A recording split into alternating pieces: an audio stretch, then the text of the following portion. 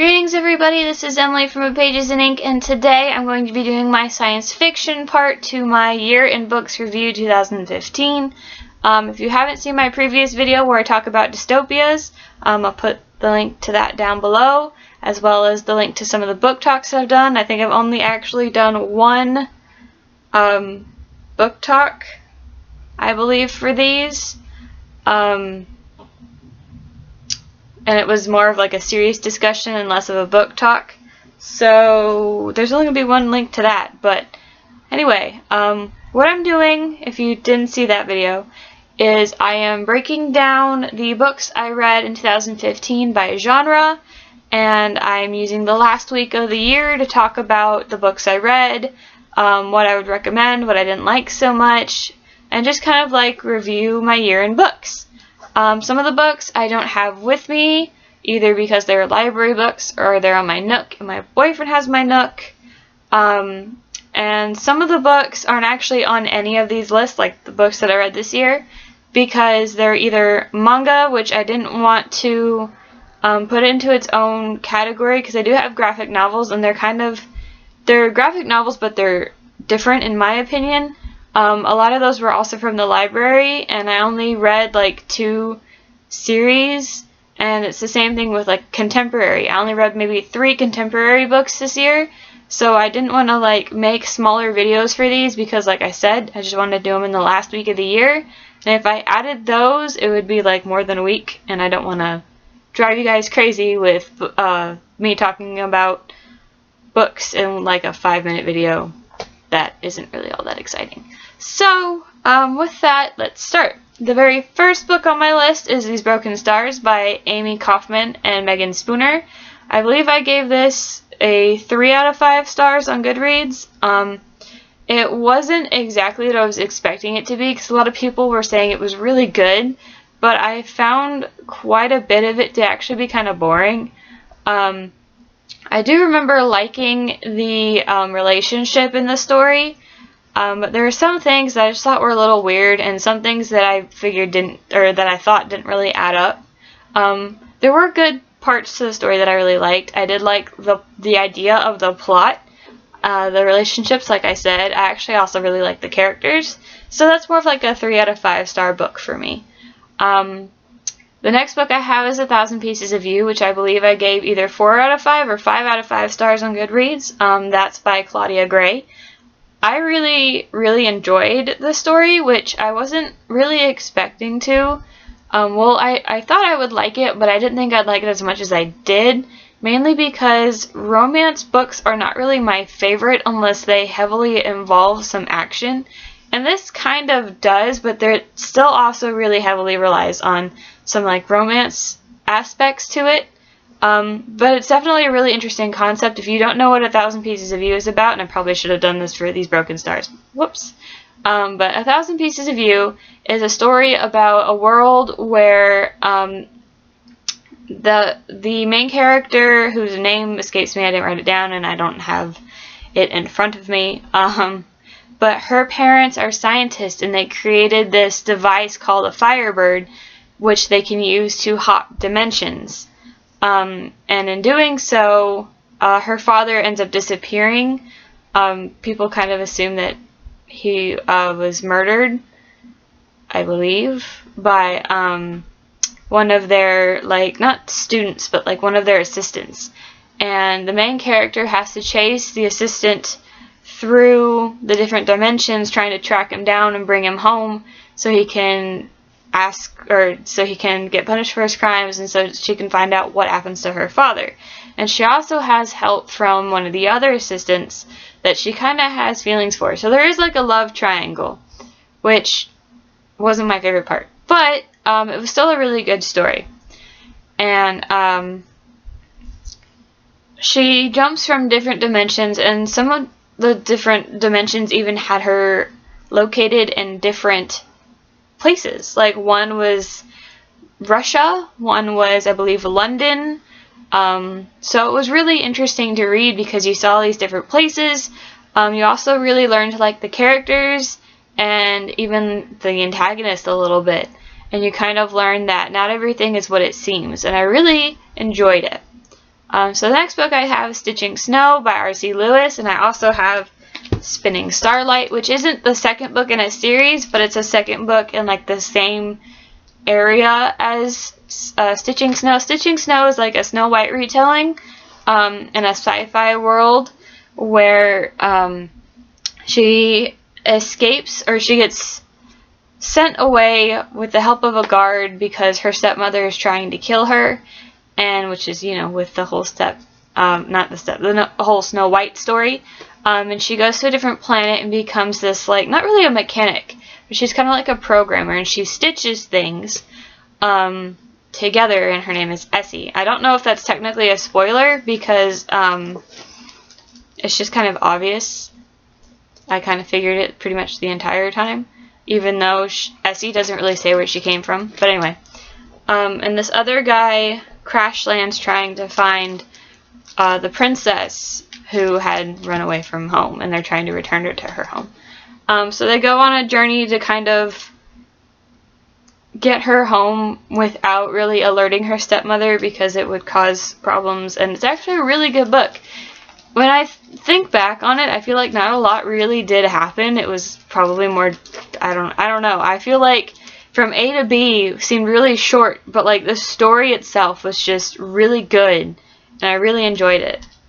Spinning Starlight is about a heiress to a like technology corporation that her family runs. She's the youngest of 9, and she has 8 brothers.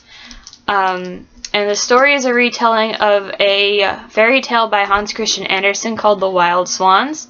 And the main character's name is Liddy, and she has to try to save her brothers who are trapped kind of like between worlds in a way, due to like these things called conduits, which are like artificial portals, and portals are like these natural things. And eventually she figures out a way to do it, but it kind of gets her into a lot of trouble with the pretty much the government of a place where she gets transported to. Excuse me. It wasn't as good as Stitching Snow, but it was still pretty good. I think I gave it a 4 out of 5 stars on Goodreads, but Stitching Snow definitely got 5 out of 5. And the very last series that I'm going to talk about, which I have a whole series discussion for, so I won't delve too deep into it, is Lunar Chronicles by Marissa Meyer. This series is pretty much wrapped up. She's releasing, I want to say it's a collection of novellas called Stars Above, and that will be like the end of the end of the end of this series. So, but she is writing a whole new series that's based on Alice in Wonderland called Heartless, and I'm excited for that. That will be on my anticipated thing that I'm doing like the 31st. But these books are excellent. Not only are they science fiction, but they're also fairy tale retellings, and they follow the line of the fairy tales that we know and love, but they're also really different. This one's like a spin-off novella kind of side story thing about before all of this happens, and that's about the antagonist Levana, who is the queen of Luna, which is a colony that turned into a kingdom on the moon. Cinder is based on Cinderella and is about a cyborg mechanic whose sister contracts the plague called letumosis, and her stepmother, who doesn't like her very much, kind of treats her like a slave, volunteers her to be a part of this thing where she finds out that she's not entirely human, and it's not necessarily that she's not entirely human because she's cyborg, but because of some other thing that I'm not going to completely discuss. So it follows her dealing with that, and also fixing the emperor's, or the prince, but he becomes emperor, and that's not really a spoiler because it's like at the start of the story. Helps him fix his android, which isn't a very big plot point, but I just figured I'd mention it. His name is Kai, and she also tries to stop well, in a way, she tries to stop a marriage proposal between the Queen of the Moon, Levana, and the prince who becomes Emperor Kai, because Levana's just not a good person. Yeah.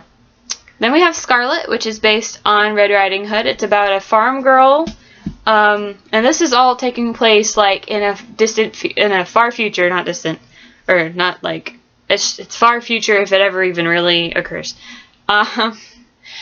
It's at a time that's called the Third Era, which is after what is known as the Fourth World War. So like I said, far future. If there's ever a Fourth World War, hopefully it's in the far future if it ever happens at all. Anyway, so Scarlet is about a farm girl who goes looking for her mother after the police decided that her grandmother's just crazy and had just kind of disappeared, walked off on her own, and Scarlet's not convinced. So she goes looking for her, and while she is trying to figure things out, she meets a street fighter named Wolf, who has kind of like wolfish qualities, which is kind of why he's called Wolf, who comes along and helps her out, mainly because she gets this clue that the group that he was a part of knows where her grandmother is, based on something that her father had told her when he came rambling back to her grandmother's house. So it's, like I said, it's along the same storyline as Red Riding Hood, but it's also really different. Cinder is also in Scarlet, because after Cinder, the stories start to weave together. So not only is the story about Scarlet, but it's also about Cinder. Then the third book is Cress, which is a retelling of Rapunzel, only instead of being trapped in a tower by a witch, she's trapped in a satellite, being Queen Lavanna's, her programmer, and her like spy pretty much, watching Earth and listening to Earth from a satellite. And the person that keeps her there isn't necessarily a witch, but she's the head thaumaturge. And the thing about Lunars is they have this ability to kind of make you see, feel, hear, pretty much sense anything that may not actually be real. So in a way, she's kind of witchy. She has, unnatural powers, but to the Luna, it's natural. The Lunars, it's natural. But anyway, Cress is able to escape her satellite, but, bad things kind of happen because of it.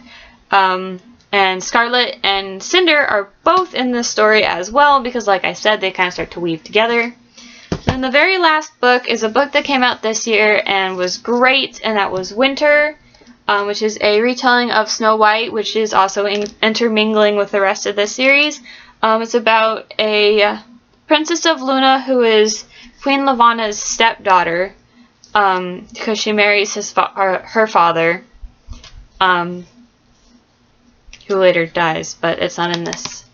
It's just known. And she doesn't use her powers, so she goes through this thing called lunar sickness, where if you don't use your power, it kind of drives you crazy. So it's kind of her dealing with that and trying to exist really in a world where everybody uses that kind of power, and such and such and so and so, and yeah. So every single one of these books are fantastic, and I definitely recommend this. I also recommend 1,000 Pieces of You, and I also recommend Stitching Snow. If you're interested in Stitching Snow and you want to try Spinning Starlight, go ahead, because it is a good book, but it's not one of my favorites. So definitely recommend the Lunar Chronicles. They're all fantastic. The characters are great. The world building is awesome. Not only the world that we witness on Earth, but also in winter. The group travels to Luna. They meet a whole bunch of characters. They become like this really cute family, and you really grow to love them. And I definitely recommend it. I definitely think you should read it. And that is the end of my science fiction video. Tomorrow I will try my very best to post a video based on thrillers and horror stories that I've read this past year. And I will see you guys then. Bye. Enjoy. And Merry Christmas.